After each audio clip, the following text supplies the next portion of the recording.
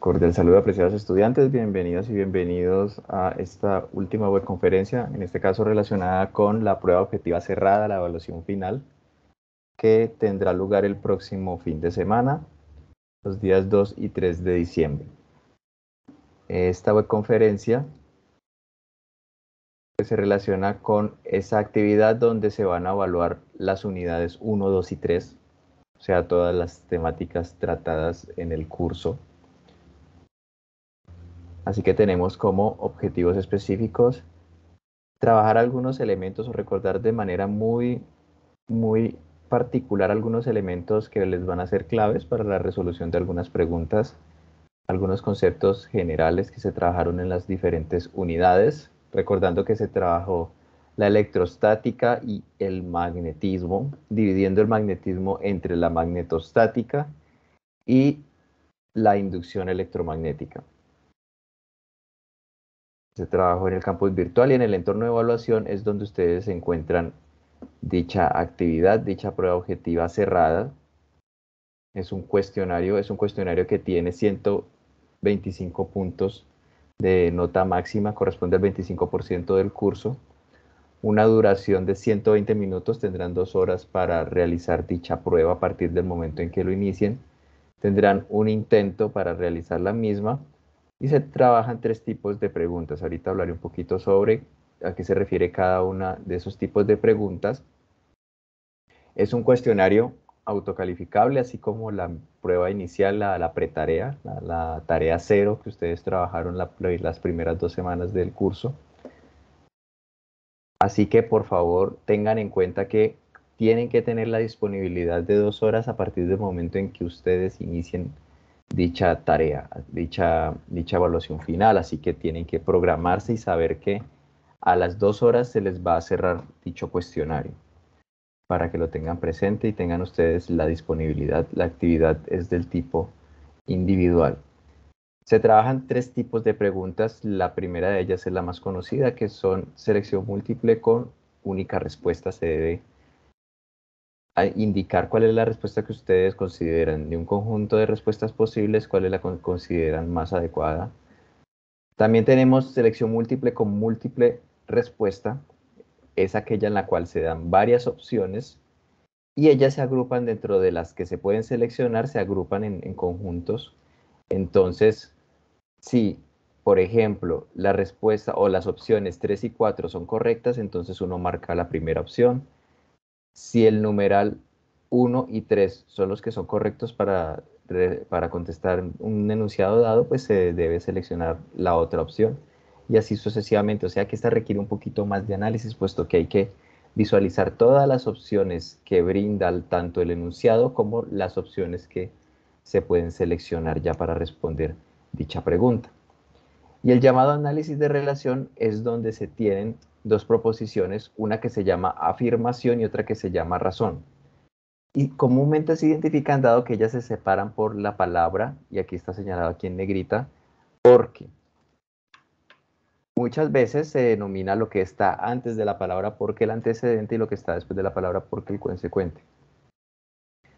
Pero en este tipo de preguntas comúnmente se denotan como afirmación y como razón. O sea que hay que identificar cuál es la afirmación y cuál es la razón, puesto que las diferentes opciones me van a hablar sobre la veracidad del grado de verdad, o sea, si la afirmación es verdadera o falsa, o si la razón es verdadera o falsa. Y además, si ellas están conectadas o no. O sea, si la razón es una consecuencia de la afirmación. O la veracidad de cada proposición debe ser verificada. Y además, cómo se relacionan la afirmación y la razón. Entonces, ahorita veremos ejemplos, pero aquí tenemos algunos donde me indican en las diferentes opciones que la afirmación puede ser verdadera, la proposición es falsa, y además si la afirmación explica la razón. Siempre es bueno tener en cuenta que se deben expresar tanto las unidades del sistema internacional, las cantidades físicas, pero también tener en cuenta las cantidades numéricas, el orden de magnitud que tienen. Entonces no olvidar la notación científica, lo que representa. Y además que existen en esas escalas de unidades, existen los llamados prefijos. Entonces, por ejemplo, el prefijo kilo significa 1000, el prefijo giga significa 1000 millones, el prefijo deca significa 10, para cantidades mayores que la unidad, pero para cantidades menores que la unidad tenemos, por ejemplo, el prefijo deci, que significa un décimo, que significa una décima parte, centi, que significa una centésima parte, dividirlo entre 100, mili, que significa dividirlo entre 1000, micro, estas se utilizan, ni micro, nano se utilizan bastante al hablar de cargas y de masas de partículas subatómicas, como las que a veces se mencionan en los ejemplos de electromagnetismo. Comenzamos entonces trabajando nosotros en la electrostática con el concepto de fuerza eléctrica. Aquí tenemos la expresión para la ley de Coulomb, que permite calcular la magnitud de la fuerza entre dos cargas puntuales que se separan una distancia r, donde tenemos aquí la constante eléctrica. Es un número universal, un número que siempre va a tener el mismo valor. Así que es bueno tener presente también que, por ejemplo, acá las cargas se están multiplicando en el numerador, o sea, las cargas y la multiplicación de las mismas es directamente proporcional a la fuerza, pero la distancia que la separa está en el denominador, o sea que aquí tenemos una proporcionalidad inversa, y más aún, el inverso al cuadrado de la distancia es el cuadrado de la distancia es el que es inversamente proporcional a la fuerza. Así que eso se identifica esa relación y es bueno que ustedes sepan, cargas proporcionales y distancia al cuadrado inversamente proporcional. Este es el valor numérico de la constante eléctrica, tenerlo presente. Así que es bueno también que de esta webconferencia ustedes vayan sacando pantallazos o vayan sacando apuntes, porque esa es una información recopilada que es la que ustedes pueden tener a la mano a la hora de resolver su examen, su evaluación final, su cuestionario. Aquí tenemos entonces lo que les indicaba de la proporcionalidad directa y la proporcionalidad inversa con el cuadrado de la misma distancia. Recuerden que este es el módulo de la fuerza, o la magnitud o la norma del vector fuerza. Luego trabajamos el concepto de campo eléctrico, donde se indicaba que era una perturbación que había en el espacio y de hecho se relacionaba con la fuerza eléctrica. Una carga siente una fuerza eléctrica cuando se encuentra en presencia de un campo eléctrico. Veíamos que el campo eléctrico bueno, ahorita lo volvamos a recordar, pero que para las partículas positivas era radial hacia afuera, para las negativas era radial hacia adentro. Pero cuando había más de dos cargas, o más de una carga de hecho, el campo eléctrico se perturbaba. Se utilizan en el plano, también en el espacio, pero sobre todo en el plano se utilizan las llamadas líneas de campo. Las líneas de campo indican que en regiones donde ellas están más separadas, o sea, donde hay menor densidad, el campo es más débil, donde hay más líneas, el campo es más fuerte. Las líneas salen de las cargas positivas e ingresan a las cargas negativas. Y aquí tenemos esta animación para indicar que esas líneas simplemente es una representación gráfica visual. Se utilizan algunas de ellas para tener una idea intuitiva de cómo es el campo, pero de hecho esas líneas, si uno es completamente preciso, tendría que llenar todo el plano o todo el espacio con dichas líneas, porque así se comportan los campos vectoriales, en este caso el campo eléctrico. Así que tenemos la expresión para la fuerza eléctrica, la ley de Coulomb, y aquí tenemos la expresión para el campo eléctrico, que se obtiene a partir de la fuerza eléctrica. El campo eléctrico para una carga puntual se obtiene al dividir entre una carga que se llama carga de prueba. Entonces aquí tenemos las fórmulas tanto para la fuerza eléctrica como para el campo eléctrico. Todo eso ya se trabajó. El campo eléctrico, ya si lo vemos desde el punto de vista vectorial, aquí tenemos el vector director. Es un vector que permite apuntar. Si observamos el dibujo vemos lo que quiere decir ese vector director, puesto que ese vector director es el que me permite ubicar el punto P, donde se ubica una carga de prueba. Esa carga de prueba, como el campo eléctrico generado es el debido a una carga positiva, ese campo eléctrico se aleja de la carga, él se ubica a lo largo de la línea que une la carga con el punto, se aleja de dicha carga, y asimismo, si la carga de prueba es positiva, entonces el campo eléctrico permite que ella sienta una fuerza que la aleja. La carga Q sub 0 siente una repulsión debido a la carga Q, que es la que está generando dicho campo eléctrico. Así que aquí tenemos la distribución de campo eléctrico para una carga puntual positiva, para una carga positiva. Tenemos que es radial hacia afuera y que además, entre más lejos se encuentre el punto, miren que el vector es más pequeño, o sea que el campo eléctrico, la magnitud de dicho vector es más pequeña que cuando nos encontramos más cerca. Para campos generados por cargas positivas, ya cuando hablamos de cargas negativas, el campo eléctrico es radial hacia adentro. Pero se sigue manteniendo que la norma de los vectores es más grande cuanto más cerca encontremos los puntos de dicha carga. Ahora bien, se trabajó la ley de Gauss. La ley de Gauss es una técnica que permite obtener el flujo eléctrico y para situaciones de alta simetría permite obtener el campo eléctrico de dichas distribuciones de carga.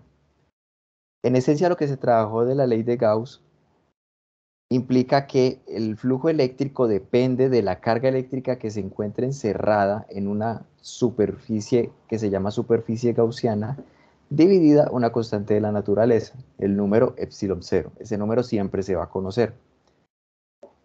Esta superficie gaussiana, o mejor dicho, el flujo eléctrico solamente depende de la carga encerrada. Dividido este número, solamente depende de la carga encerrada, o sea que no importa la forma de la superficie gaussiana, ni importa la forma de la carga que esté encerrada, siempre se puede calcular dicho flujo eléctrico. Así que si en una pregunta les hablan de una superficie gaussiana, tengan en cuenta eso. Tengan en cuenta que solo depende de la carga que esté dentro. El flujo eléctrico solamente depende de la carga que esté dentro. ¿Dentro de qué? Dentro de una superficie gaussiana. Así que tomen ese apunte, por favor. El flujo eléctrico solamente depende de la carga que está encerrada dentro de la superficie gaussiana y no de su forma, no de la forma de dicha superficie. Aquí tenemos el valor de la constante epsilon 0, que es la permitividad eléctrica del vacío en unidades del sistema internacional. Aquí se indica el nombre de las cantidades, el flujo eléctrico, permitividad eléctrica y la carga que aparece aquí en la fórmula, la carga que está encerrada. No depende de la forma de la superficie gaussiana el flujo eléctrico, y aquí solamente este símbolo significa que lo que se tiene que hacer en realidad, ya analizando desde el punto de vista de la electrodinámica, es hacer una integral de superficie, pero eso no nos interesa, solamente por completitud. Que para los ejemplos del curso, lo único que tenemos que tener en cuenta es que el flujo eléctrico es igual a la carga sobre la permitividad eléctrica. Ya después trabajamos el concepto de la magnetostática, entonces comenzamos a hablar de los imanes permanentes, que fueron los que históricamente primero se estudiaron. Y ese tipo de materiales, tanto las rocas que tenían algún tipo de magnetismo como luego los imanes que tienen un magnetismo mucho más fuerte, tienen la propiedad de que alteran también el espacio alrededor y tienen la posibilidad de atraer o alejar ciertos materiales.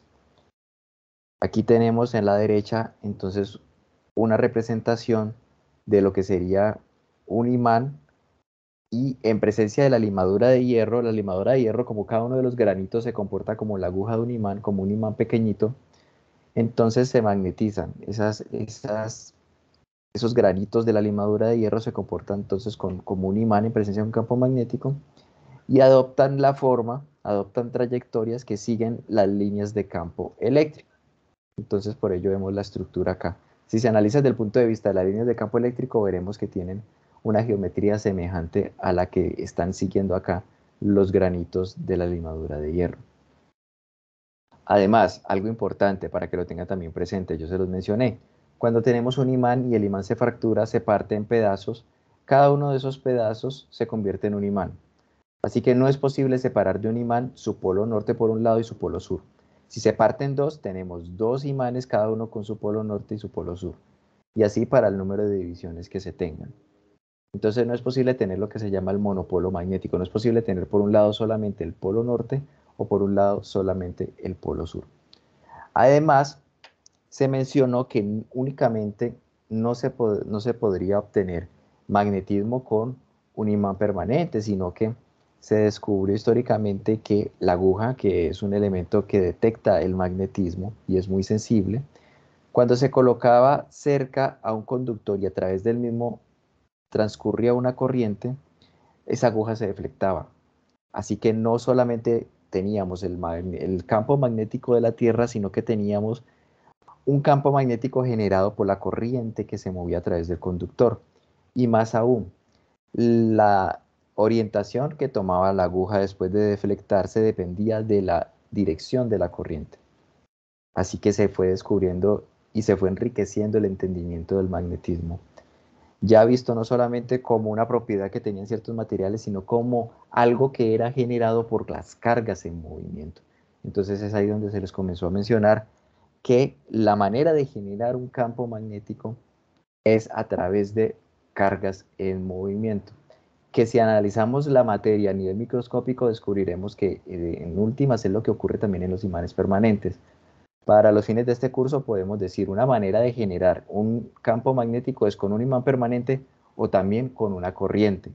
La corriente es como se llaman las cargas en movimiento. Muchísimas cargas en movimiento me generan una corriente y a su vez esa corriente me genera un campo magnético. Así que hacíamos la comparación entre campos eléctricos y campos magnéticos. Para los campos eléctricos, la carga podía estar en reposo y generaba el campo eléctrico. Y además vimos que había una fuerza eléctrica sobre las cargas que estaban alrededor de la fuente de campo eléctrico y que de hecho esa fuerza en muchas situaciones sigue la misma dirección del campo eléctrico. Pero ya para el campo magnético tenemos que ya no es una carga estática, sino que la carga se tiene que estar en movimiento para generar dicho campo magnético. Y cuando teníamos una carga que estaba en movimiento y esa carga estaba ya en presencia de un campo magnético generado por otras fuentes, entonces carga en movimiento en presencia de un campo magnético siente una fuerza de tipo magnético. Y además carga en movimiento genera un campo magnético. Entonces hay similitudes y diferencias. Y más aún, esa fuerza magnética no va en la misma dirección del campo magnético, mientras que la fuerza eléctrica sí va en la dirección del campo eléctrico, dependiendo del signo aquí de la carga, pero en muchas situaciones sí va en el sentido del campo eléctrico a lo largo de la línea, mientras que no, aquí para el magnetismo tenemos que la fuerza magnética es perpendicular al campo magnético. La fuerza magnética, vectorialmente viéndola, depende del producto cruz para una carga puntual entre el vector velocidad y el vector campo magnético. Y es aquí donde se ve la perpendicularidad entre la velocidad y la fuerza y el campo magnético y la fuerza, puesto que como depende de un producto cruz, no olvidemos que se trabajó el producto cruz y se vio que el vector resultante del producto cruz era un vector perpendicular. Así que aquí tenemos un dibujo donde se ilustra un vector campo magnético, un vector velocidad, y el vector fuerza sería, siguiendo la regla de la mano derecha, un vector que va hacia abajo, porque sería la dirección en la que apunta el pulgar. Aquí para seguir hablando de la regla de la mano derecha, antes de ello mencionar la magnitud del producto cruz, depende de la multiplicación entre la magnitud del vector A al vector B, si se hace el producto cruz entre los vectores A y B, multiplicando el seno, una función trigonométrica del ángulo que hay entre ellos dos, el ángulo más pequeño que hay entre ellos dos. Eso para la magnitud del, del producto cruz. De nuevo, recordando la regla de la mano derecha, supongamos que tenemos dos vectores A y B y se requiere saber la dirección del producto cruz entre ellos dos. Entonces, con la mano derecha se estiran los 4 dedos en la dirección del primer vector, vamos a llamar vector 1 al vector A. Entonces se estiran los 4 dedos en el sentido del vector 1 y se cierra naturalmente hacia el segundo vector, que sería el vector B. El pulgar apunta en el sentido que iría al producto cruz. Aquí tenemos entonces la representación para la fuerza magnética sobre una carga puntual. Aquí tenemos los vectores verde, azul y rojo. Entonces la fuerza magnética va en el sentido del vector rojo. Suponiendo nosotros un plano donde están los vectores velocidad, vector verde y los vectores azul, el vector azul que sería el vector campo magnético. Así que la fuerza magnética no va en el sentido del campo magnético. Apunten allí eso, por favor. ¿Listo? Entonces, líneas de campo magnético. Así como hablábamos de líneas de campo eléctrico, también se utiliza como es un campo vectorial el campo magnético. El campo magnético se representa espacialmente a través de dichas líneas que dan una idea intuitiva de cómo es la distribución de dicho campo. No olvidemos la convención para expresar en el plano esos campos vectoriales, que cuando teníamos vectores perpendiculares que salían desde el plano hacia el observador teníamos puntos para representarlo, mientras que cuando Esos vectores ingresaban desde mí hacia el plano perpendicularmente, se representaban mediante X. Suponiendo un conductor, entonces las líneas de campo magnético para un conductor largo y recto que transporta una corriente son círculos concéntricos. Aquí representamos entonces lo que significan esas X y esos puntos. Simplemente lo que representan son vectores que atraviesan el plano de manera perpendicular. ¿Listo? Entonces tener en cuenta, líneas de campo magnético para un conductor largo y recto son círculos concéntricos. Círculos concéntricos, les puede aparecer también como pregunta. ¿Cómo son las líneas de campo magnético para un conductor largo y recto? Son círculos concéntricos. ¿Y qué son círculos concéntricos? Los que estoy señalando acá. Son círculos que comparten el centro, pero tienen diferente radio. Tenemos dos geometrías. Primero, hablar de un anillo. Cuando tenemos un anillo, entonces ya no vamos a tener círculos concéntricos para las líneas de campo magnético, sino que vamos a tener otra geometría. Resulta que se puede aprovechar esa geometría cuando colocamos muchos anillos juntos, o sea, cuando enrollamos un alambre alrededor de un eje, cuando construimos una bobina. Entre más larga sea la bobina, más compactos y más homogéneos sean los aros, vamos a tener un mejor campo magnético, unas mejores líneas de campo magnético en el interior de la bobina. O sea, líneas de campo magnético más homogéneas. Esa es la idea detrás de la construcción de las bobinas.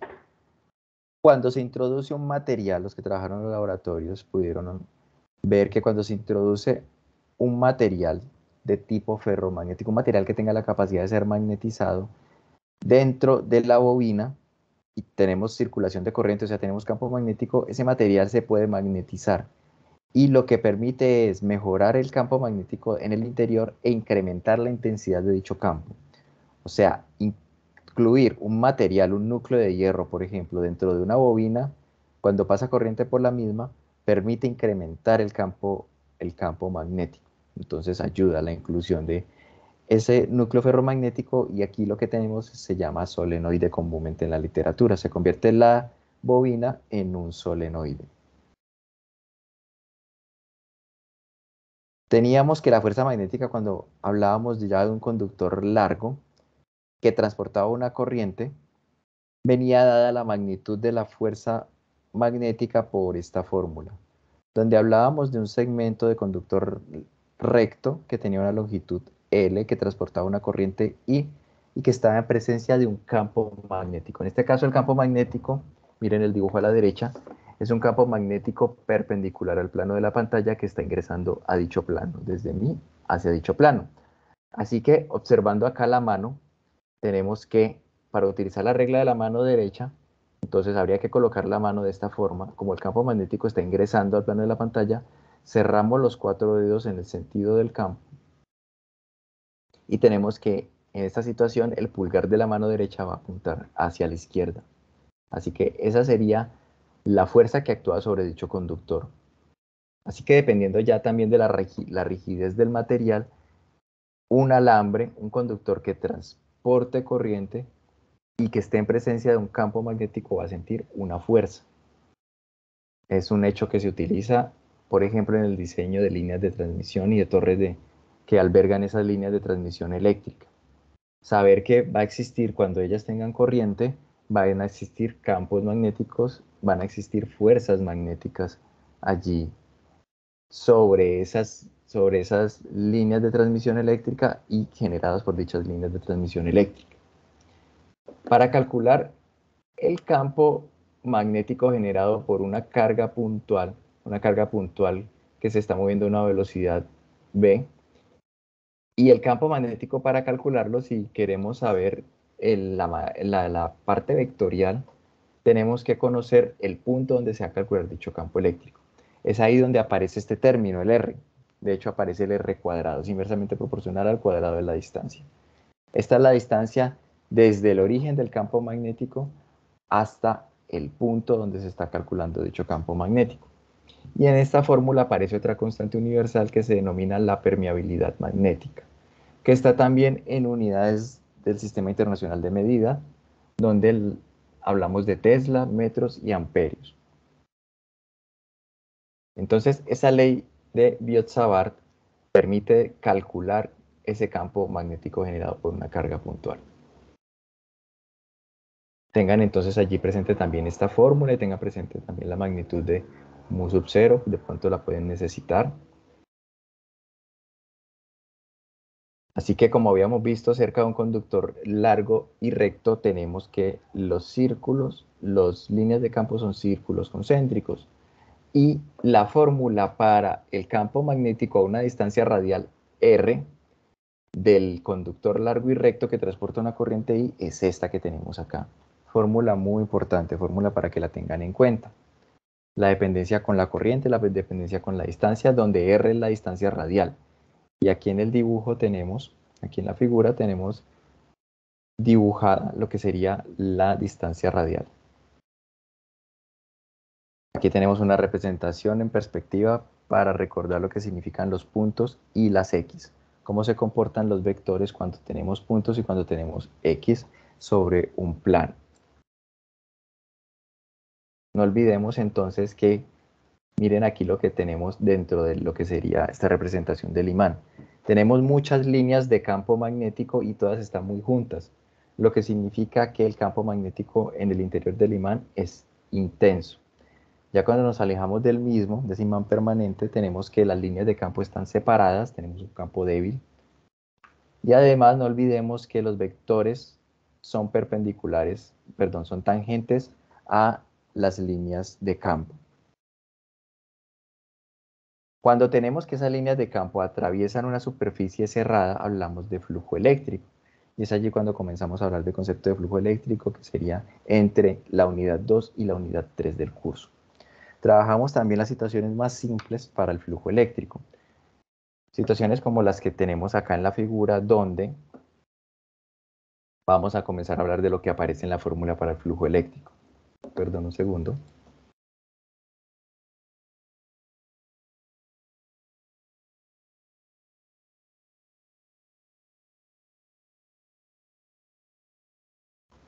Hablamos de tres parámetros principales para nuestros ejemplos del curso del flujo eléctrico. Hablamos del campo magnético, perdón, del flujo magnético. Hablamos del campo magnético, hablamos del área, el área que está siendo atravesada por ese flujo magnético, que serían aquí las flechas azules. Y además, hablamos de un ángulo que hay entre un vector que llamamos vector área y lo que sería el campo magnético. Así que en estas tres situaciones que trabajamos durante el curso, tenemos tres casos. El primero de ellos, cuando el vector área es paralelo al vector campo magnético. En este caso, el ángulo que hay entre ellos dos es cero y el flujo magnético, esta es la situación intermedia o la situación más simple, podemos llamarla. El flujo magnético es igual al producto entre el vector campo magnético y el área. El producto entre la magnitud del vector campo magnético y el área. ¿El área qué? El área de la superficie que está siendo atravesada. Pero ya cuando tenemos la superficie de la que estamos hablando es un plano aquí en color beige. Ese plano, sí, como valga la redundancia, como él es plano, como no es una superficie con curvatura, como él es plano, cuando yo lo inclino, inclino todos los puntos o inclino todo el plano como tal, lo inclino de la misma forma. Así que podemos hablar de un único ángulo y ese es el que aparece aquí en la fórmula para el flujo magnético. Entonces, el flujo magnético en general depende del vector campo magnético, de la magnitud del vector campo magnético, del área encerrada por esa superficie y del ángulo que hay entre el vector área, que es perpendicular a la superficie, y el vector campo magnético. Y ya en la última situación, cuando tenemos que la superficie es completamente paralela al campo magnético, tenemos que hay una perpendicularidad entre el vector área, que es perpendicular a la superficie, y el vector campo magnético. En esa situación, como el ángulo entre ellos dos es de 90 grados, el coseno de 90 es 0, y allí no tendremos flujo atravesando la superficie. Entonces, ¿qué les puedo indicar para los ejercicios de la POC? que tengan en cuenta que el flujo magnético depende del campo magnético, de la magnitud del campo magnético, del área y del ángulo que hay entre esos dos vectores, el vector campo magnético y el vector área. Esos son los parámetros de los cuales depende el flujo magnético. La ley de Lenz permite determinar de una manera cualitativa cuál es la dirección de la llamada FEM inducida. Resulta que cuando tenemos una superficie cerrada rodeada de un conductor que está siendo inicialmente sometida a un flujo magnético, un campo magnético que genera un campo magnético que pasa a través de la misma. Aló, profe. ¿Sí? Profe, qué pena, ¿usted puede repetir lo anterior? ¿De qué depende el flujo de campo magnético? El flujo depende de la magnitud del campo magnético, del área y del ángulo. Y aquí está el ángulo. Entonces, si hay una espira, por ejemplo, una espira de material conductor, bueno, y esa espira es rotada, entonces está cambiando la orientación entre la espira y el campo, y está en presencia de un campo magnético, y rotamos la espira o rotamos el campo magnético, entonces hay un cambio en la orientación, y ello permite que cambie el flujo magnético. Por ahora solo estamos hablando de flujo magnético, pero el flujo magnético depende de esos parámetros. Depende del ángulo, depende del área y depende del campo magnético, de la magnitud del campo magnético. Por eso cuando hablemos aquí de FEM, que depende de variación de flujo, entonces o el flujo varía porque varía el campo magnético, o varía el área, o varían ambos, o varía también el ángulo, o varían los tres. Cuando hay por lo menos variación de alguno de esos parámetros, tenemos variación de flujo y hay generación de una FEM si el área encerrada está rodeada por un material conductor. Aquí es la expresión, aquí tenemos la expresión más simple para el flujo magnético trabajada en el curso. Y entonces, cuando está variando el flujo magnético a través del área encerrada por dicho conductor, lo que hace la naturaleza, lo que hace el material es que se genera algo en dicho conductor que se opone a la variación del flujo. Entonces, si está creciendo en una dirección el campo magnético, el material responde de tal manera que genera un campo magnético en la dirección contraria, tratando de evitar que cambie ese flujo. No olvidemos que utilizamos la regla de la mano derecha para determinar la dirección del campo magnético generado por una corriente que circula. Entonces aquí tenemos el material conductor, por el círculo una corriente.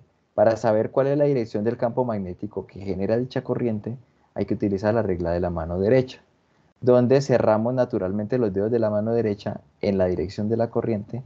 Ustedes lo pueden ver allí. Allí mismo en sus puestos de trabajo pueden realizar el ejercicio y el campo magnético generado dentro del área encerrada por la espira va en el sentido en que apunta el pulgar de la mano derecha.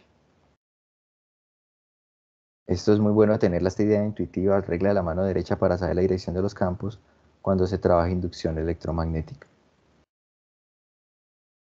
Entonces, como esta corriente, pensemos esta corriente aquí que me está generando este campo magnético, y suponiendo que la corriente, por ejemplo, esté creciendo, si crece la corriente, crece el campo magnético que genera.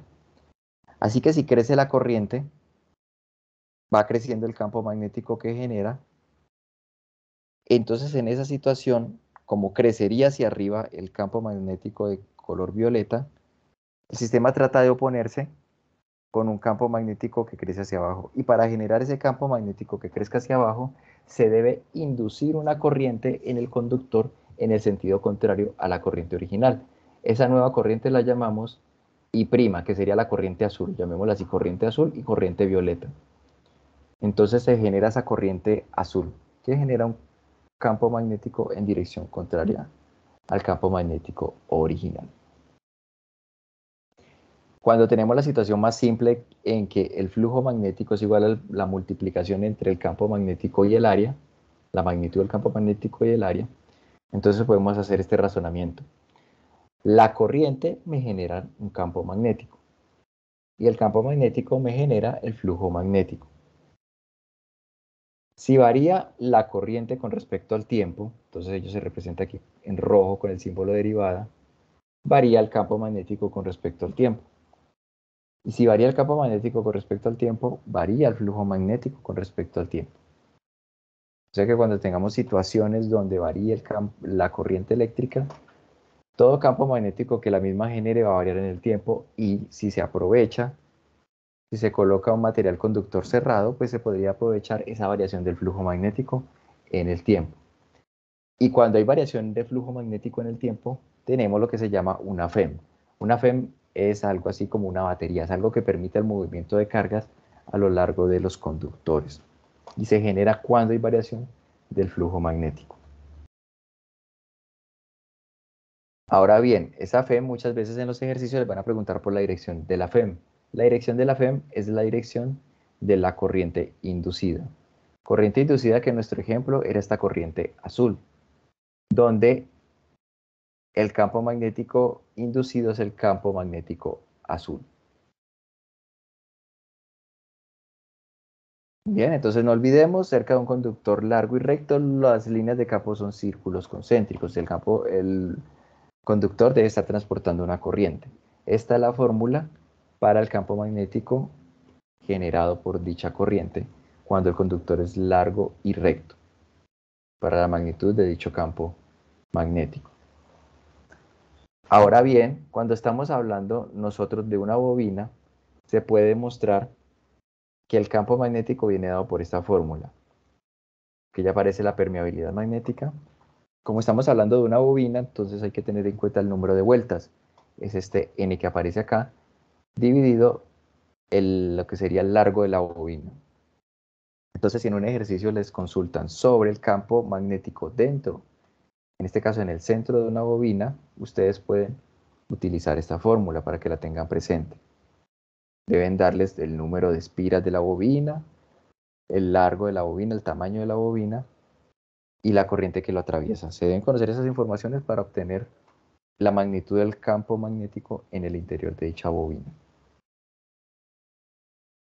Entonces allí tienen ustedes esa fórmula para que también la tengan a la mano a la hora de presentar la POC, a la hora de presentar la evaluación final. Perdón un segundo.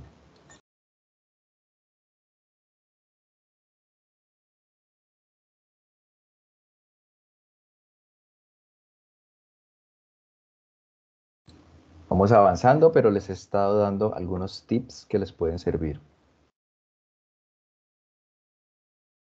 Cuando la inductancia es una propiedad de los materiales, y si les consultan a ustedes sobre la inductancia, cuando me hablan de una bobina o de un solenoide, está la expresión para la inductancia. La inductancia es una propiedad que tiene que ver con la FEM generada, la dependencia que hay entre la FEM generada y la variación de la corriente que hay. Estamos hablando de una bobina. Entonces, esta es la fórmula para la inductancia de dicha bobina. Aquí tenemos, la fórmula depende de la geometría de dicha bobina. Depende de la geometría que tenga, así mismo va a depender su inductancia. Y esta es otra fórmula que les puede ser de ayuda. Bien, entonces eso fue un repaso muy breve sobre las temáticas del curso con algunos tips, y ahorita vamos a ver también algunos ejemplos para refrescar y para que ustedes también los tengan presentes. Por si les salen algunos parecidos, ustedes ya los habrán trabajado. En este primer ejercicio vamos a utilizar una pregunta de análisis de relación. Entonces miren cómo se plantea. El enunciado indica, las cargas de igual signo se repelen. Entonces ya hay que comenzar a analizar lo que me está diciendo el enunciado. Porque, bueno, aquí está bastante marcado lo que sería la separación entre la afirmación y la razón. Y ahora vamos con la que sería la razón. El flujo magnético depende del área atravesada por las líneas de campo magnético. Entonces hay que comenzar a analizar el grado de veracidad, tanto de la afirmación como de la razón, y después si ellas están relacionadas o no. Entonces, cargas de igual signo se repelen. Entonces ustedes ya deben saber en este momento, igual signo. Ustedes ya deben saber en este momento la respuesta. Por otro lado, flujo magnético depende del área atravesada por las líneas de campo magnético. Entonces ya ustedes deben saber si eso es verdadero o falso. Y entonces en las opciones me dan varias. Hay que leer bien. Este tipo de preguntas se debe leer bien. para comenzar a descartar. Primero identificamos lo que sería la afirmación. La afirmación sería la proposición que va antes, la frase que va antes de la palabra porque. La razón lo que va después de la palabra porque. Entonces, afirmación sería las cargas de igual signo se repelen. Entonces sabemos que eso es verdad, cargas de igual signo se repelen. Comenzamos a mirar las opciones, donde lo que sería la afirmación sea verdadera. Y de entrada podemos descartar entonces las que me dicen que la afirmación sería falsa. Entonces podemos descartar, un segundo acá, donde me digan que la afirmación es falsa, la descartamos. Ya descartamos aquí dos opciones. Entonces tenemos dos opciones donde la afirmación es verdadera, la B y la D. Miramos la otra, ¿el flujo magnético depende del área atravesada por líneas de campo magnético? Sí, eso fue lo que vimos ahorita. Entonces comenzamos a buscar dentro de las opciones que me quedaban si de pronto hay una que me diga que la razón es falsa. En ambas también tenemos que la razón es verdadera. Entonces ambas son posibles. Ahora ya hay que comenzar a mirar. La razón no es una explicación correcta de la afirmación. Y la otra me dice que la razón sí es una explicación correcta de la afirmación. Miren que la afirmación me habla de la repulsión entre cargas de iguales signos, mientras que la razón me habla de el flujo magnético. Entonces son dos conceptos que están separados. Así que yo puedo descartar la que me dice que la razón es una explicación correcta de la razón, de la afirmación, porque no están relacionadas la afirmación y la razón. Así que la opción que me queda sería la B. Tanto la afirmación como la razón son verdaderas, pero la razón no es una explicación de la afirmación. Así son ese tipo de preguntas, así que hay que entender bien los conceptos, identificar primero cuál es la afirmación, cuál es la razón.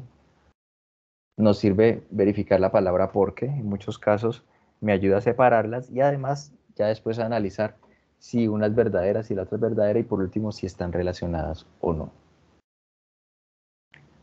Ahora, otro tipo de ejercicios que puede aparecer son aquellos en los cuales se pide analizar qué pasa cuando uno de los parámetros se modifica, cuando uno de los parámetros se duplica, cuando uno de los parámetros se divide en dos, qué pasa con la expresión completa.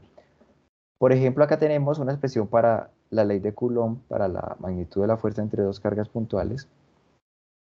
Me dicen que las dos cargas están separadas a una distancia d y son cargas iguales, tienen igual valor de carga. Así que tenemos acá que, como tienen igual valor de carga, entonces la representamos por su valor de carga Q, y la distancia que la separa es D. Como la distancia que la separa es D, entonces esta sería la expresión. Ahora el problema me dice qué pasa con la fuerza de repulsión, qué pasa con la fórmula cuando se triplica la distancia que la separa. Entonces ello se representa algebraicamente, se representa así. Ahora hablaríamos de una distancia d', una nueva distancia, que va a ser 3 veces la distancia anterior. Como la distancia anterior era d, entonces al triplicarse la nueva distancia, o d rayita sería 3 veces la distancia inicial. Entonces verificamos qué pasa con la nueva fórmula que vamos a llamar f rayita, qué pasa cuando varía la distancia a una distancia d rayita. Y ahora comenzamos a devolvernos. Como d rayita es igual a 3 veces d, entonces tenemos aquí esta igualdad. Ahora aplicamos un poquito de álgebra. Propiedades de los exponentes. Tenemos 3 por d. Está multiplicándose y todas están elevadas, ambas cantidades están elevadas a la misma potencia. Entonces podemos sacarla del paréntesis elevando cada una de las bases al mismo exponente, que es el exponente que teníamos inicialmente. O sea, 3d todo elevado al cuadrado es igual a 3d al cuadrado por d al cuadrado. Y sabemos que 3 al cuadrado es igual a 9. Así que el 3 al cuadrado lo reemplazamos por 9. Aquí colocamos la expresión. Observen aquí que 3 al cuadrado es igual a 9. Y ahora podemos hacer una manipulación. La idea es tratar de expresar lo que nos quede en términos de la expresión original. Entonces yo el 9 lo puedo separar, colocarlo a la izquierda de todo, en el denominador. Miren lo que me aparece aquí a la derecha, k por d cuadrado por q cuadrado sobre d cuadrado, que es la expresión que teníamos inicialmente para la fuerza. Entonces ahí me aparece un noveno de la fuerza para ese f'. Y aquí tenemos el último resultado, es igual a un noveno de la fuerza original. Pregunta entonces, ¿cómo se modifica la fuerza de repulsión? Se modifica en el sentido de que ahora vamos a tener la fuerza original, que tenemos aquí en color blanco, dividido en 9. Así que vamos a hablar de que la fuerza nueva, la fuerza F línea, va a ser un noveno de la fuerza anterior. La fuerza inicial antes de triplicar el valor de la distancia. Bien, para que lo tengan en cuenta, de pronto el ejercicio no les va a preguntar sobre una triplicación, sino que les va a preguntar sobre una duplicación. También les puede preguntar no solamente el denominador, sino el numerador. Cambian las cargas. Entonces trabajen de manera muy juiciosa, así de una manera semejante para no perderse, y van a encontrar la respuesta. Vamos con otro ejemplo, ya vamos avanzando. Entonces aquí es un ejemplo cualitativo. Me plantean una frase, dice, para una carga puntual que se desplaza a una velocidad v, los vectores velocidad y fuerza magnéticos son paralelos. Entonces, de nuevo, estamos hablando de fuerza magnética. Bien, recuerden entonces que el vector campo magnético, el vector fuerza magnética viene dada por esta expresión. Mire que aparece el producto cruz entre los vectores velocidad y campo magnético. Entonces aquí me está diciendo velocidad y fuerza son paralelos, pero mire que la fuerza es igual al producto cruz entre la velocidad y algo más. Así que el producto cruz es perpendicular tanto a un vector como a otro. Así que esos vectores velocidad y fuerza magnética no pueden ser paralelos. Así que la afirmación, por lo tanto, es falsa. Bueno, esa sería nuestra escogencia, entonces vamos a hacer lo siguiente. No vamos a marcar con X, sino que lo que vamos a hacer es encerrar. Listo, esta expresión es falsa. ¿Por qué? Porque el vector velocidad y fuerza magnética, como tenemos aquí en la fórmula, no son paralelos. No son paralelos, de hecho son perpendiculares. Así que para que lo tengan allí presente, por favor. Ahora, si se plantea un ejercicio con una partícula ejecutando un movimiento circular en presencia de campo magnético, una partícula cargada, pues pueden consultarles a ustedes por la frecuencia angular. Aquí tenemos la fórmula. O pueden preguntarles por el periodo. Para obtener el periodo se puede o medir directamente, o si no, si ya se tiene la frecuencia angular, pues tenemos la expresión para el periodo. Así que estas fórmulas también les pueden ser muy útiles. No olvidemos que una partícula cargada en presencia de un campo magnético perpendicular al plano donde se encuentra la partícula, esa trayectoria descrita por dicha partícula es una trayectoria de tipo circular, como la tenemos allí en la figura de la derecha.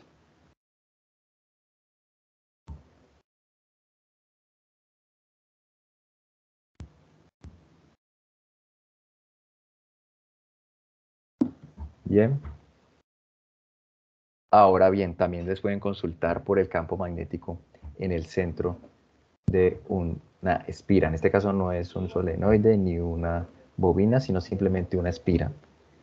El campo magnético en el centro de una espira circular que transporta corriente, la magnitud de dicho campo viene dada por esta fórmula, donde aparece la corriente transportada a través de la espira y tenemos el radio de dicho conductor circular.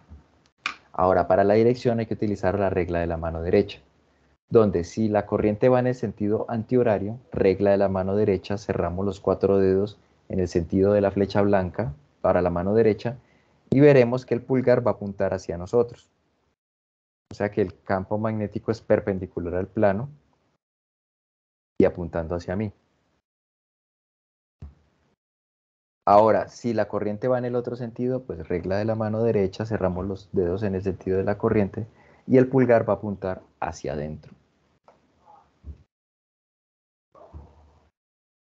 ¿Correcto? Entonces, tener en cuenta también cómo apunta el campo magnético en el centro de una espira y además la fórmula para la magnitud de dicho campo magnético. Entonces miren las direcciones, cuando la corriente va en el sentido antihorario y cuando la corriente va en el sentido horario, y estamos hablando en ambos casos del campo magnético dentro de la espira o en la región encerrada por la espira. Profe, cuando aparece el puntico es porque sale, ¿cierto? Sale hacia mí. Cuando le aparece la X es que ingresa. Ingresa desde mí hacia el plano, como aquí. Aquí está representando un campo magnético que está ingresando a la pantalla perpendicularmente. En azul se representa el campo magnético. En amarillo tenemos dos rieles. Ustedes ya vieron en las tareas este ejemplo. Tenemos un riel móvil, todos son conductores. Tenemos un riel móvil que se desplaza a una velocidad v. Tenemos la distancia de separación de dichos rieles. Y lo que pasa, como ellos se encierran, tenemos aquí un área rectangular. Tenemos un área aquí indicada rectangular, el área encerrada, mírenla acá. Cuando hay desplazamiento hacia la derecha del riel móvil, que es el que está aquí a la derecha, entonces varía el área.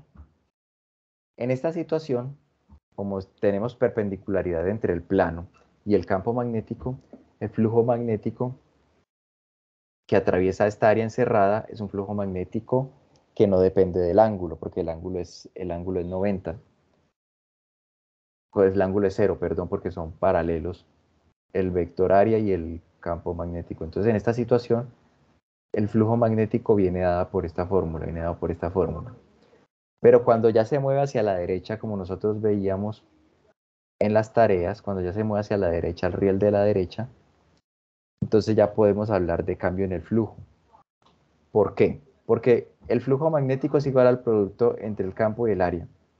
Si yo derivo con respecto al tiempo, el flujo magnético, como el campo magnético es constante, a priori estamos diciendo que el campo magnético es constante, estamos suponiendo, entonces la derivada depende solamente de la derivada del área con respecto al tiempo. ¿Y por qué hablamos de derivada? Recuerden que la derivada es una variación, un cambio. El área cambia, ¿por qué? Porque si se mueve hacia la derecha el riel, está cambiando el área encerrada. Esta área sombreada aquí en verde estaría cambiando. Esta área es igual al producto entre la base, que sería X, por la altura, que sería D. Así que si yo varío, miren que aquí me aparece la derivada con respecto al tiempo del área. Si yo derivo con respecto al tiempo del área, tengo que escribir el área. Como la distancia aquí vertical es la misma, es constante, lo saco de la derivada y simplemente derivo con respecto al tiempo la posición X, la posición del riel de la derecha, porque esa sería la base del rectángulo. Pero resulta que la derivada de X con respecto al tiempo es igual a la velocidad. Así que aquí tenemos entonces como la derivada con respecto al tiempo del área. Y por último, lo que se está calculando es la variación con respecto al tiempo del flujo.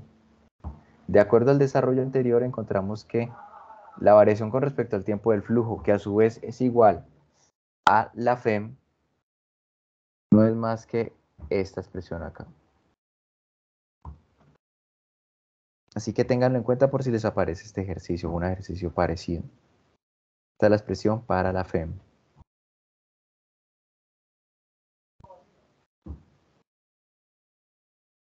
Ahora bien, también se trabajó con capacitores, entonces es posible que les aparezcan allí en los problemas capacitores. Cuando tenemos un conjunto de capacitores en paralelo, se calcula la llamada capacitancia equivalente, y la capacitancia equivalente es igual a la suma de las capacitancias de dichos capacitores cuando están en paralelo. Pero cuando ellos están en serie, esta es la fórmula que se debe utilizar. Entonces es tener presente las fórmulas dependiendo de cómo está el arreglo de los capacitores. Además, tener en cuenta que aquí en la fórmula aparece el número de capacitores que estén, por ejemplo, en este caso en paralelo. Y aquí aparecerían los que están en serie, sino que para tratar este tipo de problema, pues sí hay que tener un poquito más de cuidado cuando los capacitores están en serie. Se pueden trabajar de 2 en 2. Bien, entonces, fórmulas a tener en cuenta. Lo mejor que se puede hacer es trabajar de 2 en 2 y demostrar si se podría llegar a una fórmula más general cuando sean más de 2 capacitores. ¿Listo? Cuando se tienen los capacitores en paralelo se utiliza sí la fórmula para la suma. Entonces, para que lo tengan allí presente. En los laboratorios se trabajó el principio del transformador. El transformador, que es aquel instrumento que permite o aumentar o disminuir el voltaje que viene de una fuente. Por ejemplo, en los electrodomésticos lo que se hace es bajar el voltaje que viene de las líneas de transmisión a un voltaje operativo para dichos electrodomésticos. Utiliza el principio de, tenemos dos bobinas, cada una conectada a una diferencia de potencial, o mejor dicho, una bobina que se llama primaria, que está conectada a un voltaje primario, y la idea es medir el voltaje que estaría en la otra bobina que se llama secundaria. Dado que, y por ello se utiliza, si se introduce un material ferromagnético dentro de las dos bobinas que tenga, por ejemplo, esta estructura, se puede direccionar el flujo magnético que transcurra a través de dichas bobinas. Como se puede direccionar, entonces los efectos se pueden magnificar. Esta es la fórmula que permite describir de la manera más simple el principio de funcionamiento del transformador. Es una fórmula que relaciona el voltaje de entrada con el voltaje de salida, el número de espiras de salida con el número de espiras de entrada. Recuerden que S se refiere a secundario, P a primario. S a secundario, P a primario. P entrada, S salida. Así que esta es la relación que se debe cumplir. En algún ejercicio se les puede consultar por alguno de estos parámetros y se da los valores de los demás. Así que lo que hay que hacer en el problema es realizar un despeje. Ese sería el mayor de los problemas. Así que, por ejemplo, en esta situación me están preguntando por el voltaje secundario. Hay que despejar el voltaje secundario. Verificar qué datos da el problema. Da número de espiras secundarias, número de espiras primarias y voltaje primario. Y necesitamos calcular voltaje secundario. Así que, miren que aquí todas las cantidades me las está dando el problema. Lo que hay que hacer es despejar voltaje secundario. Está la relación, estas son las cantidades que da el problema. Voltaje secundario se obtiene al pasar a multiplicar el voltaje primario que está dividiendo, lo pasamos a multiplicar al otro lado. Listo, voltaje primario está dividiendo, lo pasamos a multiplicar al otro lado. Y ahora sí se pueden reemplazar los valores numéricos. Se reemplazan, se opera entre ellos y se obtiene la expresión para lo que sería el voltaje secundario. Sería simplemente un despeje. Germán tiene una pregunta. Sí, señor profesor, buenas noches y compañeros. Buenas noches. Respecto al ejercicio que había mostrado anteriormente de los capacitores, no sé si quizás haya la posibilidad de que haya un ejercicio con circuito mixto. Entonces, no sé cómo sería la interacción ahí, porque pues el profesor nos dio el parámetro teórico o el teorema para desarrollar el circuito serie y el circuito paralelo, pero pues podría llegar a presentarse el escenario de que quizá haya un circuito mixto. ¿Es posible esa opción, profesor? Allí lo pueden buscar en la teoría. La verdad se trabaja como son preguntas muy rápidas, entonces es difícil que les aparezca un problema de un circuito mixto porque tendrían ustedes que Ok. simplificarlo, llevarlo a situaciones de configuraciones en serie y paralelo. Entonces, la verdad no es probable que es el que les aparezca en la POC. Pero en última lo que ustedes tienen que hacer es comenzar a trabajarlo de tal manera que lo lleven a situaciones más simples. Eso sí, ya les corresponde a ustedes verificar esos ejemplos si de pronto tienen la curiosidad, pero no les va a aparecer, en la POC no les va a aparecer un ejercicio que les permita que les pida a ustedes utilizar más de un par de minutos por cuestiones de tiempo. Gracias, profe. Bueno, Milton tiene una pregunta. Buenas noches. Buenas noches, doctor. No, era el de las capacitancias, pero sí, lo que usted dice es cierto, no creo que vayan a poner. Igual en paralelo, cuando son más de 12, es el inverso de la capacitancia total es igual a la suma del inverso de las capacitancias Sí, esta fórmula de aquí todos los tenemos la capacitores, ¿no? simplificación. El inverso de la capacitancia equivalente es igual a la suma de los inversos de las capacitancias. Aquí tenemos la A la suma del simplificación. inverso de las capacitancias, Sí, desde aquí 1 está la hasta n. simplificación solamente para dos. Sí, sí, sí, ¿Ok? perfecto. Solamente Era solo para eso. dos. Gracias. Pero tiene razón en lo que dice. Muy bien, gracias. Y esta es la fórmula que deben tener en cuenta si les aparece un ejercicio de transformador. No les va a aparecer algo más complicado, simplemente esto. Entonces, ¿qué es? Como en el ejemplo que tenemos acá, identificar cuáles son los datos que me da el problema y realizar el despeje. Tampoco van a ser cálculos muy complejos que les va a pedir a ustedes, la gran mayoría no les va a pedir a ustedes utilizar notación científica en calculadora. Ustedes tienen herramientas para hacerlo, pero de todas formas, ustedes los ejercicios no están diseñados para que ustedes se gasten mucho tiempo en ellos y tienen los conceptos claros y saben a qué fórmulas recurrir. Bien, entonces en este ejemplo, después de simplificaciones, obtendríamos que el voltaje secundario sería 100 voltios. Miren que el de primario fue de 50 voltios. Entonces eso sería lo que llaman un transformador elevador, porque partimos de un voltaje de 50 y lo duplicamos. El voltaje de salida fue de 100 voltios. Aquí tenemos la comparación entonces entre los dos voltajes.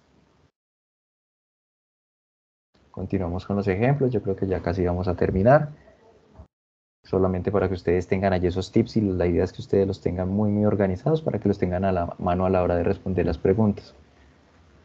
Por ejemplo, miren acá una pregunta de tipo teórico. ¿Cómo depende de la capacitancia de un capacitor de placas plano paralelas con la distancia entre las placas?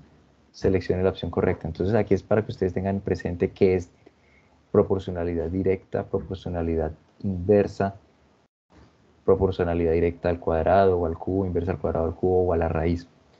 Entonces, ¿de qué sistema físico me están hablando? De un capacitor de placas plano paralelas. Esta es la fórmula, se trabajó en la primera unidad para dicho capacitor, para la capacitancia de dicho capacitor. Allí tenemos entonces la relación. Ahora, ¿cómo depende la capacitancia con la distancia? La distancia es la que aparece aquí abajo, la D. Entonces, como aparece abajo, la dependencia es inversamente proporcional.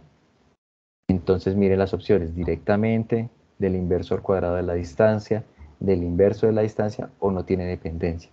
Ustedes comienzan a descartar, miran todas las opciones y miran que la C es la opción correcta. En esa C tenemos que la dependencia es inversa. Recuerden, es directo con el área, inverso con la distancia de separación entre las placas. Allí también entonces ustedes tengan presente cuál es la fórmula para un capacitor de placas plano paralelas. FEM e inductancia. Está la fórmula para la FEM que se genera cuando varía la corriente en un inductor a través del tiempo si el problema me está dando la inductancia. ¿Ok? Entonces, esta sería la fórmula. Depende de la inductancia. Tienen que mirar el problema que me brinda. La magnitud de la FEM. Entonces recuerden que aquí aparece un valor absoluto. Lo que sale, el valor absoluto es positivo. Pero esta es la fórmula. O sea que hay que conocer cómo varía la corriente con respecto al tiempo. Ahora miro si después de la web puedo enviarles, si puedo generar la presentación, si les puedo enviar la presentación. Si no, les queda la grabación para que ustedes estudien y vayan sacando sus apuntes. Porque eso es lo más importante, que ustedes analicen, saquen sus apuntes y sepan responder. Podemos tener un ejemplo así, podemos tener un ejemplo donde no me hablen de la derivada, pero sí me hablen de corrientes en un instante inicial, en un instante final, cuando pasaron un intervalo dado de tiempo, por ejemplo 3 segundos. Entonces, en esta situación podemos hablar de una FEM promedio.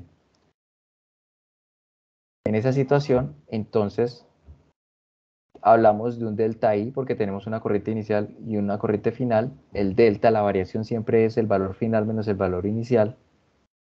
Y en este caso, como la corriente final es 6, la inicial es 2, 6 menos 2 me da 4, como el delta T es de 3, entonces ya dependiendo del valor que me dé el problema para la inductancia, asimismo vamos a obtener un valor para la FEM. Entonces siempre identificar cuáles son los datos que me da el problema, cuál es el principio físico y cuál es la fórmula que me permite describir dicho principio físico. Y el resto es utilizar fórmulas que para este tipo de evaluaciones por lo general son muy sencillas. Tener presente entonces la fórmula para la FEM, la relación entre la FEM y la inductancia. Aquí en esta fórmula se evidencia, se genera una FEM cuando varía la corriente en el tiempo a través de un inductor, o sea, a través de una bobina. La pregunta que un compañero me hizo recordar al principio, ¿de qué depende el flujo magnético principalmente? Entonces comenzamos a mirar las opciones. La A me dice área, temperatura, peso. La B me dice campo magnético, área, orientación. La C, campo magnético, fuerza magnética, peso. La D, elasticidad de la espira, campo magnético, coeficiente de dilatación térmica. Entonces comenzamos a descartar. Por ejemplo, al hablar de flujo magnético nunca mencionamos el peso de la misma. Esta opción parece, la B parece, pero miremos la C. La C me habla de campo magnético, sí, fuerza magnética y peso. Entonces el peso ya me permite descartarlo. Y ya la D me está hablando de otras propiedades físicas que nunca entraron en consideración acá, entonces esa también la descarto. Se descartan esas opciones. Miren acá el dibujo, el dibujito siempre le ayuda a uno a recordar. El flujo magnético depende del campo magnético, depende del área encerrada y depende de la orientación. Aquí está la fórmula abajo. El ángulo es el que me habla de la orientación. Así que la opción B es la opción correcta. Esa sería la opción correcta, entonces ténganlo muy presente. Les pueden preguntar a ustedes cuándo varía el flujo magnético, o cuándo varía el campo magnético, o cuándo varía el área. O sea, cuando tenemos cambio en la orientación cuando varía cambio en el tamaño de la espira, o cuando tenemos rotación de la espira que está en presencia de un campo magnético, entonces ahí habría cambio de la orientación, por ejemplo, en el motor de corriente directa. Otra pregunta también de tipo teórico. Esta pregunta, si bien no se trabajó tanto durante el curso, siempre los conceptos están enlazados. Entonces el concepto de energía es un concepto que está presente en toda la física, por ello es muy importante que ustedes lo tengan, que lo recuerden. Aquí me preguntan, ¿cuál es la energía asociada a la altura? La energía que se asocia a la posición de un cuerpo con respecto a un nivel dado de referencia es la energía potencial. Recuerden que la cinética depende de la velocidad, más de la velocidad, de la rapidez de un cuerpo. La energía potencial es la que depende de la posición. La energía térmica es la que depende de las propiedades de interacciones de tipo, no solamente de interacciones que generan calor, intercambios de calor y trabajo en los cuerpos que se trabajan en termodinámica. Eso no se trabajó en el curso, ni se trabajan bastante en física general. Entonces, esto tampoco es. Y la energía química ya es la que tiene que ver con reacciones, cambios a nivel molecular que hay en los materiales. Entonces, la que depende de la altura del cuerpo es la energía potencial, ¿vale? Cinética, la que depende de la velocidad. Principalmente esas son las dos que se trabajan en el curso de física general y en este se mencionan también un poco. Tenemos otro ejemplo, miremos, aquí ya tenemos la respuesta, pero vamos a analizar por qué. El enunciado me habla en cuál de las siguientes situaciones se puede decir que no existe un campo magnético. Entonces miren que el enunciado me está diciendo cuándo no hay, para de pronto no ir a cometer un error, cuándo no hay campo magnético. Entonces me están hablando de generación de campo magnético, entonces comenzamos a mirar las opciones. Cuando la corriente que transita a través de un conductor es nula. Recuerden que para generar campo magnético, si hay corriente, hay campo magnético. Entonces, cuando la corriente es nula, no hay campo magnético. Allí se podría decir por lo menos que no hay campo magnético. Cuando hay cargas en movimiento, entonces cuando hay cargas en movimiento sí hay campo magnético. Una barra descargada. Cuando una barra está descargada no tiene carga y por ende no va a tener cargas que se muevan y por ende no va a generar campo magnético. Cuando hay un imán permanente sí hay campo magnético. Entonces las dos situaciones donde no podemos hablar de campo magnético sería la situación 1 y 3. Entonces nos vamos a las opciones y buscamos en cuál de ellas me hablan de la 1 y la 3, que sería la opción B. ¿Vale? Entonces varias preguntas del taller van a ser así, conceptuales. Que sepan ustedes qué origina el campo magnético, qué origina el campo eléctrico, cuándo no hay campo magnético, cuándo no hay campo eléctrico. ¿Listo? Entonces, cuando hay corriente, hay campo magnético. Cuando tenemos un material descargado, no puede haber campo magnético. Entonces, leer las opciones y verificar entre los elegibles cuál sería la que tiene incluidas las opciones que nos parece a nosotros pueden dar respuesta al enunciado. Y ya unos comentarios finales, permítanme un segundo por favor, si quieren acá ustedes miren las opciones.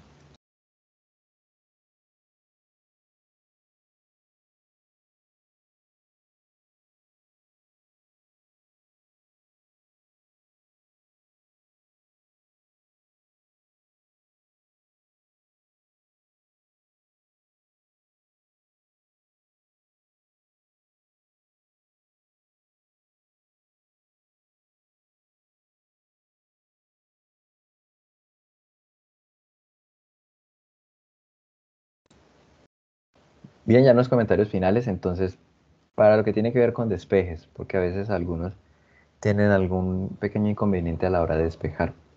Supongamos que tenemos esta expresión para el campo eléctrico. ¿Listo? Entonces está la expresión para el campo eléctrico generado por una carga puntual. Si me están pidiendo la carga, entonces ¿cómo se despeja? Lo que está dividiendo lo pasamos al otro lado a multiplicar. El R cuadrado está dividiendo, lo pasamos al otro lado a multiplicar al campo eléctrico. Lo que está multiplicando, que sería la constante K, lo pasamos al otro lado a dividir. Por ello, el despeje de la carga Q es el que tenemos aquí a la derecha. Lo que está dividiendo lo pasamos a multiplicar, lo que está multiplicando lo pasamos a dividir. Así que esta es la expresión a la derecha para la carga Q.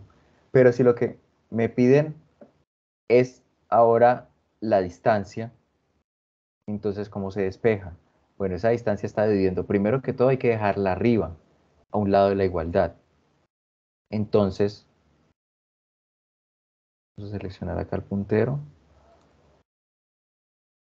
Entonces, en esta situación, pasaríamos a multiplicar arriba la distancia al cuadrado y luego pasamos a dividir el campo eléctrico, quedándonos con esta parte de acá. Pero como necesitamos es la distancia, no la distancia al cuadrado, para despejar un cuadrado, lo quitamos el cuadrado pasándolo o elevando a la raíz cuadrada, calculando la raíz cuadrada de lo que está a la derecha de la igualdad. Y así se despejaría la distancia R, la distancia del punto donde se está calculando dicho campo eléctrico. ¿Vale? Puede parecer muy sencillo para algunos, pero para otros de pronto no es tan claro porque a veces se cometen algunas imprecisiones con un simple despeje. Entonces no es tan evidente. Sobre todo cuando se trabajan con exponentes, cuando se trabajan con potencias y con raíces. Aquí tenemos entonces dos ejemplos de despejes, para que les sirvan a quienes de pronto tengan algunas falencias allí aún. Y también es importante la expresión para la inductancia de un solenoide. Entonces, si hay un problema donde me hablen de un solenoide y me pidan calcular la inductancia, se debe utilizar la fórmula que está aquí en rojo. donde aparece la permeabilidad magnética, aparece el número de espiras, aparece el área de la sección transversal. Miren aquí en azul lo que significa el área de ese solenoide que tendría una longitud D, la longitud que ocupa el solenoide, la longitud horizontal.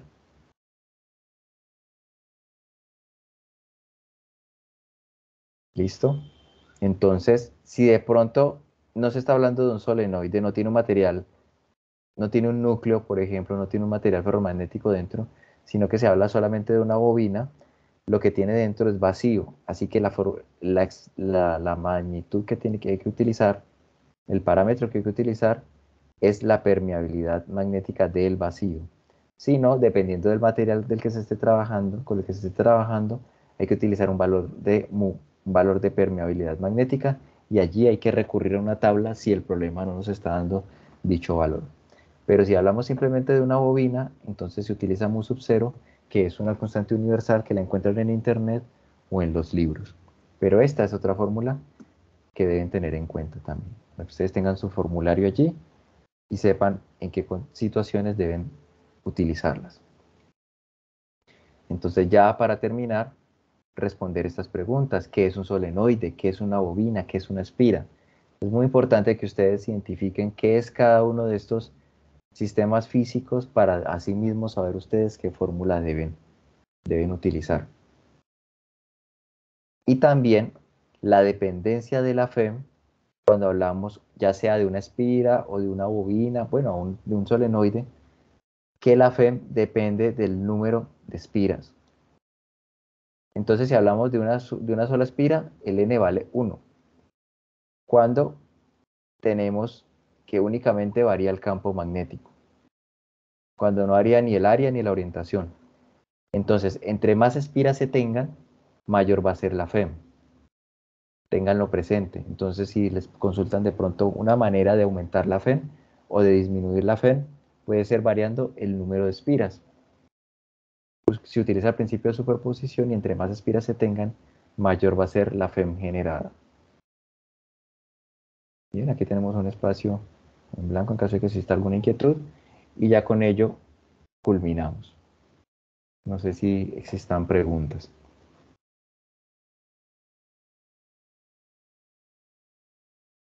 Sí, Milton. Doctor, yo tengo una pregunta, pero es más respecto a la prueba como tal. Resulta que es Sí. que yo tengo mi computador es de 11 pulgadas, pero yo uso para trabajar un monitor de 25, de Ajá. 24 pulgadas, porque en el de 11 no veo nada. Ya. Pero pues yo tengo es un portátil, entonces pues la cámara está en el portátil y la pantalla está a mi mano derecha siempre. Tengo entendido Sí. que la cámara debe estar prendida y yo estar viendo siempre hacia la pantalla, entonces ahí como, pues Pero yo le voy a un lado. no tenemos reconocimiento facial para esta prueba. Ah, ok. Entonces Entonces no habrá. puedo usar mi pantalla externa sin problema. Sí, si hubiese reconocimiento facial, sí habría problema. El problema que usted está planteando sí sería válido, porque sí se requiere que quien esté presentando el examen tiene que estar siempre allí de frente. Mirando hacia el frente. Sí, pero en este caso, Ah, ok, ok. si de pronto les Ok, entonces sí aparece, puedo tener mi... eso sí, de último momento les aparece, sí tendría que utilizar la pantalla donde está la cámara. mm, Pero no fuimos usar informados, o sea lupa. que no les va a aparecer reconocimiento facial. Usar lupa. Bueno, vale. Gracias. Esa era básicamente Bueno, la muchas pregunta. gracias. ¿Alguna otra inquietud de pronto con respecto a la presentación o a la prueba?